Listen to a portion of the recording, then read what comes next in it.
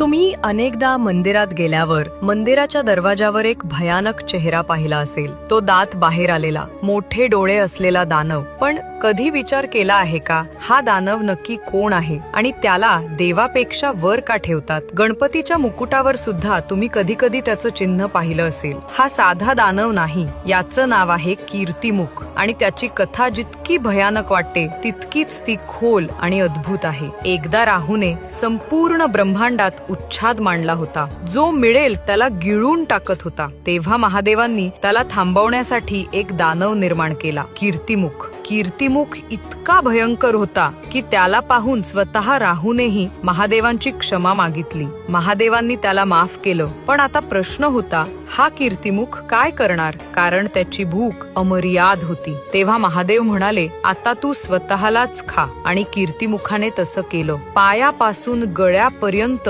स्वतःलाच खाल्लं, पण भूक तरीही भागली नाही. तेव्हा त्याने महादेवांना विचारलं, आता काय करू? महादेव म्हणाले, आता तू मनुष्यांचा लोभ, क्रोध आणि वासना खा. तेव्हापासून कीर्तिमुखाला मंदिराच्या वरच्या बाजूला स्थान दिलं गेलं आणि त्याचा अर्थ खूप खोल आहे. जेव्हा आपण देवाकडे जाण्याचा प्रयत्न करतो तेव्हा सर्वप्रथम आपल्याला स्वतःच्या वासना, लोभ, क्रोध, अहंकार या दानवांना संपवावं लागतं. देवापर्यंत जाण्याचा दरवाजा कीर्तिमुखाच्या खालीच का असतो? याचं उत्तर इथेच आहे. कारण जोपर्यंत आपण स्वतःचा दानव हरवत नाही तोपर्यंत आपण देवापर्यंत पोहोचू शकत नाही.